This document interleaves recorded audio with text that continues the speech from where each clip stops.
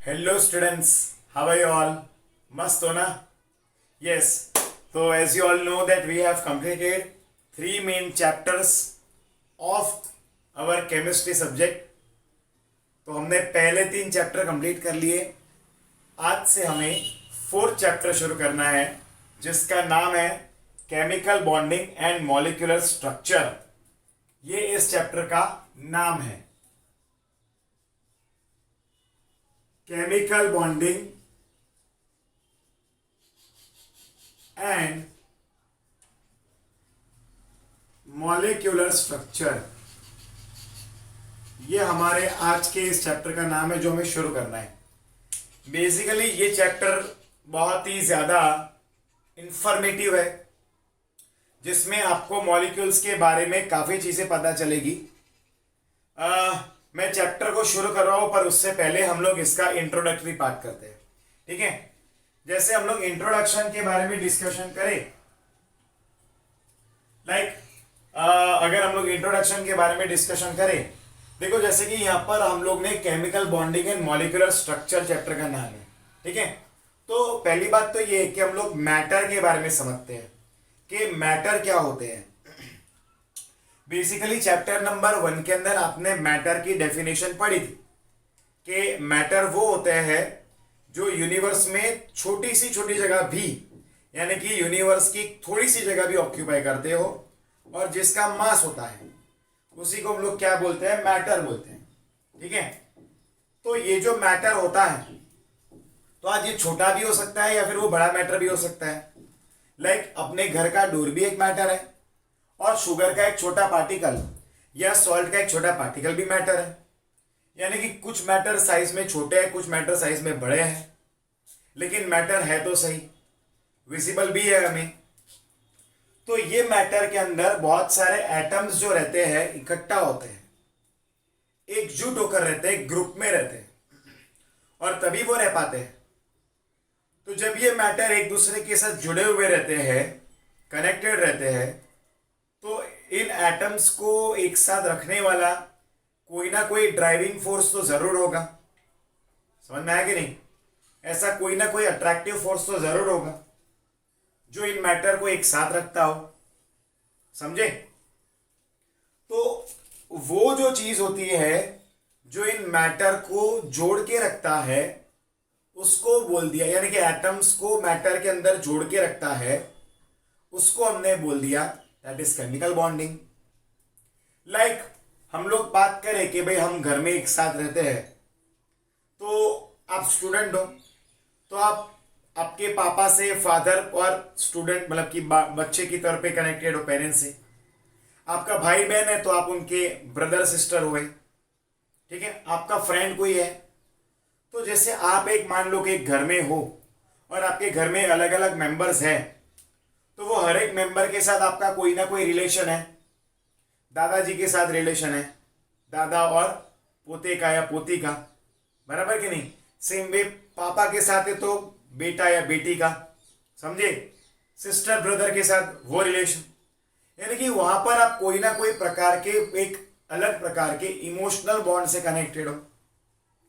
Same way हम जितने भी मैटर दुनिया में देखते हैं, उनमें जितने भी एटम्स होते हैं, वो भी सारे कोई ना कोई प्रकार के केमिकल बॉन्ड से कनेक्टेड होते हैं, जिसको हम लोग बोल सकते हैं a kind of strong attractive force, strong bond. ये सारे चीजों के बारे में हम इस चैप्टर में पढ़ने वाले हैं. चलिए तो फिर मैं लिखना शुरू करता हूं, नोट्स बनाते हैं. Matter are those which occupy some space in universe. Universe में वो स्पेस ऑक्यूपाई करते हैं. ठीक है? देन नेक्स्ट पॉइंट है atoms are connected to other atom by some kind of bond, some kind of chemical bond, some kind of chemical bond, कोई ना कोई प्रकार के केमिकल बॉन्ड से वो कनेक्टेड होता है। ठीक है,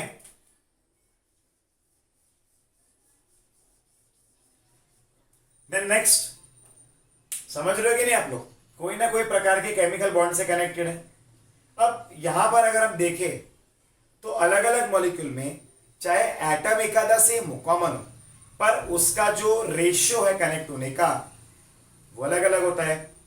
लाइक मैंने यहां पर मीथेन लिया जिसका फॉर्मूला बनता है CH4, फिर मैंने लिया अमोनिया दैट इज NH3, फिर मैंने लिया water that is H2O।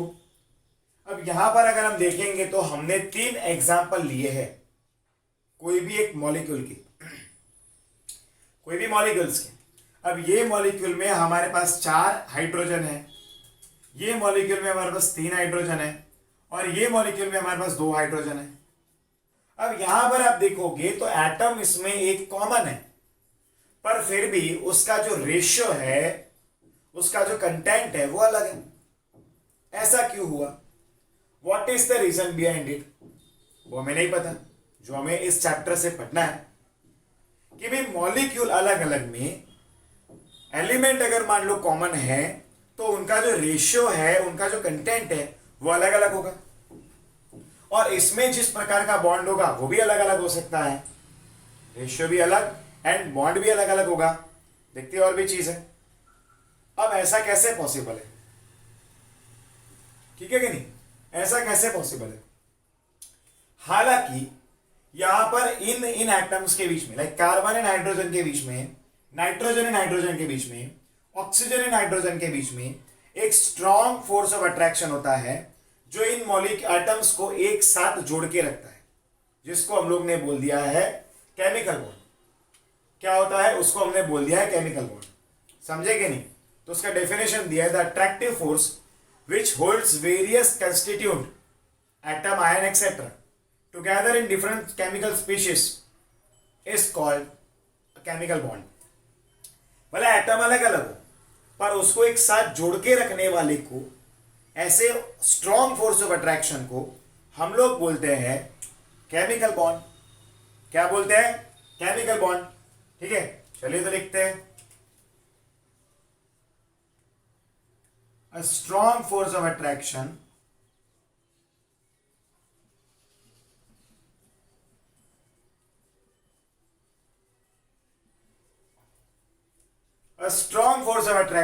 which holds atom, different atoms आएगा, which holds different atoms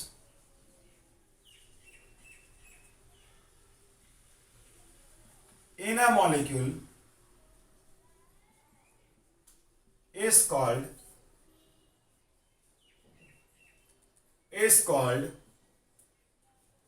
chemical bond।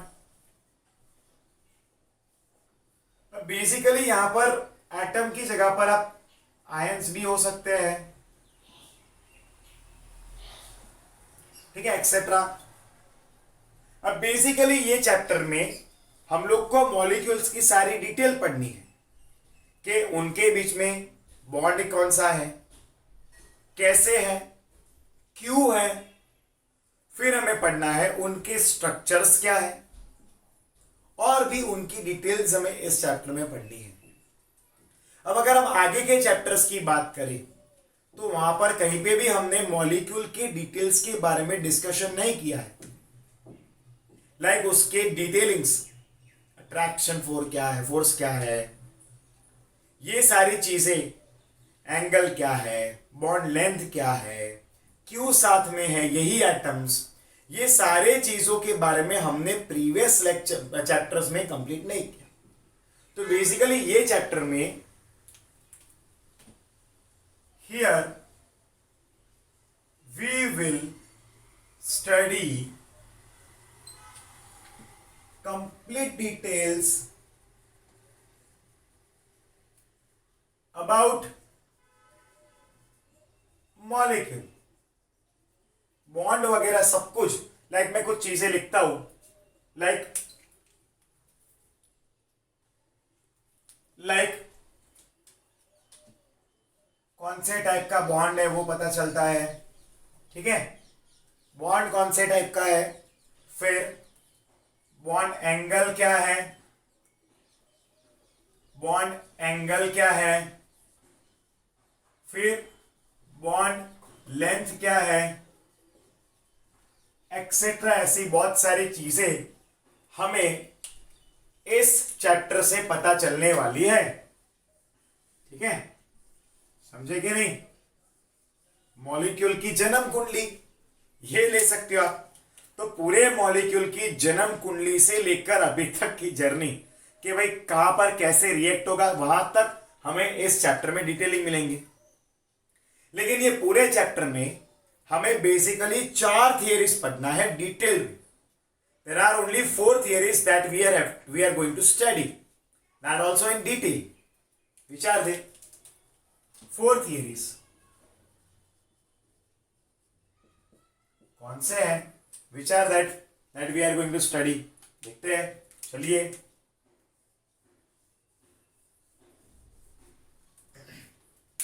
पहला थियरी है that is Kossel Lewis theory,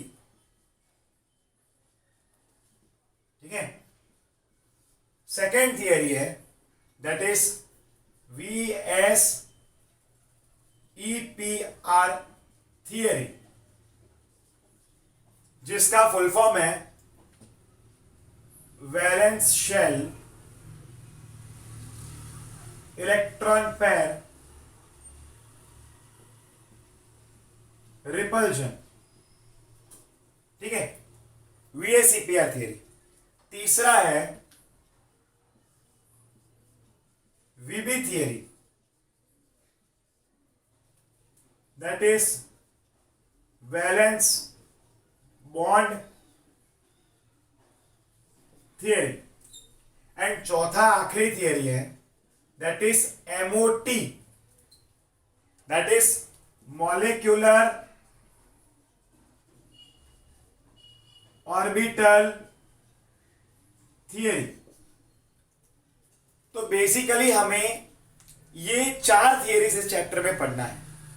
एक है कोसेल लुईस थियरी, दूसरा है VSEPR थियरी जिसका फुल फॉर्म है valence shell electron pair repulsion theory, तीसरा है VB theory that is valence bond theory, valence band आएगा एक्चुअली, वैलेंस बैंड आएगा, वैलेंस बैंड थियरी, एंड चौथा है that is molecular orbital theory.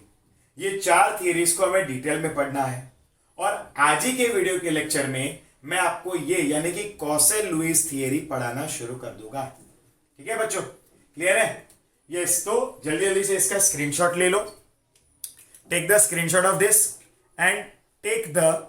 and after taking the screenshot write the note it down.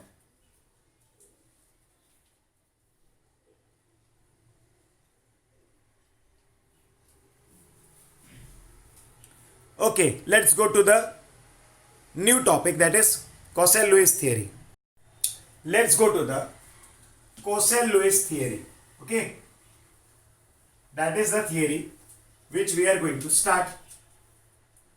First is the Cossel Lewis theory. We are on page number 101. Cossel Lewis approach to chemical bond.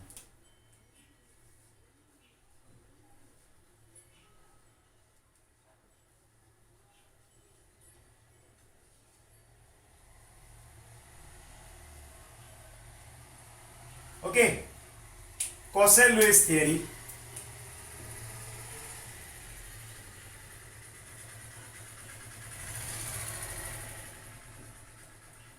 ठीक है ना, Cossel Lewis theory, चलिए पढ़ते हैं। Basically Kossel Lewis ने chemical bond formation को electrons के term में रिप्रेजेंट किया, ठीक है, यानी कि बॉन्ड फॉर्मेशन जो होता है एटम्स के बीच में, उसको समझाने के लिए उन्होंने इलेक्ट्रॉन्स के जरिए समझाया। अब वो कैसे है वो हमें पता चलेगा।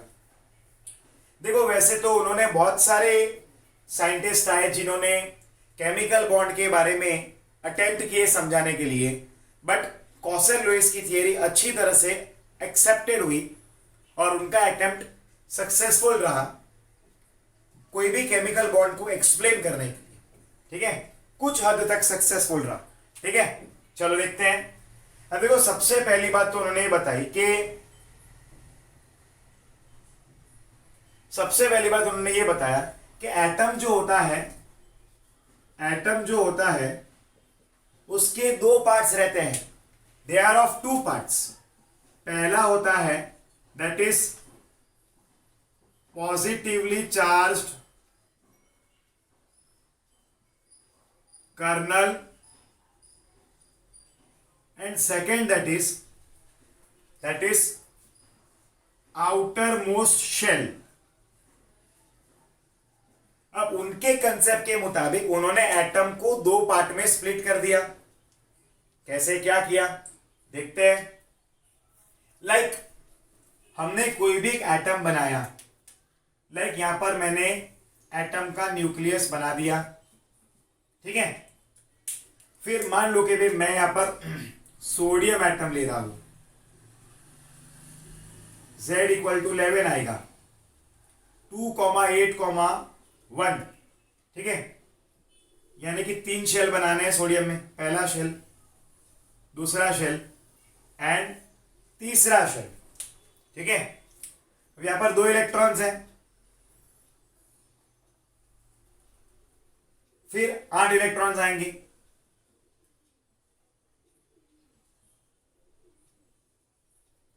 पांच, 6, 7, 8 और फिर आखिरी में 1 इलेक्ट्रॉन आएगा। क्लियर है, आखिरी में 1 इलेक्ट्रॉन आएगा। अब जरा ध्यान से देखना, 2, 8, 1। ठीक है, 2, 8, 1। तो जरा ध्यान से देखना यहां पर कि इसने बोला है, कॉसेल लुईस ने, कि एटम के टोटल 2 पार्ट्स होते हैं। पहला है पॉजिटिवली चार्ज कर्नल एंड दूसरा है आउटर मोस्ट शेल। अब देखो पॉजिटिवली चार्ज कर्नल किसको बोला, इतने पार्ट को, एक पार्ट हुआ। ये जो पार्ट है, इतना जो पार्ट आपको दिखाई दे रहा है, ये एक पार्ट है। ठीक है, ये फर्स्ट पार्ट है जिसको हम लोग बोलते हैं पॉजिटिवली चार्ज कर्नल, और ये जो पार्ट है वो सेकेंड पार्ट है। अब इसी का नाम पॉजिटिवली चार्ज कर्नल क्यों रखा, आप खुद लॉजिक सोचिए कि क्यों ऐसा होगा। अब देखो न्यूक्लियस के अंदर टोटल प्रोटॉन्स कितने, तो जितना एटॉमिक नंबर होगा उतने ही प्रोटॉन्स होंगे। तो न्यूक्लियस में टोटल 11 प्रोटॉन्स हैं और इतने पार्ट में टोटल कुल मिला के 10 इलेक्ट्रॉन्स हैं। तो टोटल करिए 11 इंटू +1 एंड 10 इंटू -1। तो इसका नेट चार्ज क्या बना, +1 बन गया। इसका नेट चार्ज क्या बन गया, तो पूरे इतने पार्ट का नेट चार्ज +1 बना। इसलिए इतने पार्ट को बोला है पॉजिटिवली चार्ज कर्नल। और ये जो पार्ट है वो आउटर पार्ट हो गया, आउटर शेल बोल सकते हो, आउटर मोस्ट ऑर्बिट बोल सकते हो। यानी कि ये पार्ट क्यों पॉजिटिवली चार्ज कर्नल हुआ वो आपको पता चल गया होगा। ठीक है, you must be clear of it. Clear है। अब उनका ये बोलना था कि Lewis postulated that atoms achieve the stable octet when they are linked with the chemical bond. अब उनका ये मानना था कि कोई भी एटम जो होता है जब वो कंबाइन होके मॉलिक्यूल बनता है। अब ये सेंटेंस पे बहुत ही ध्यान रखना, उनका कहना था, क्योंकि ये कहानी जो है उसमें ट्विस्ट इधर से ही शुरू होगी। तो ये सेंटेंस जो मैं बोलने जा रहा हूं उस पर ध्यान देना, क्योंकि पूरी थियरी पढ़ने के बाद यही सेंटेंस पे पूरी थियरी बेस्ड है।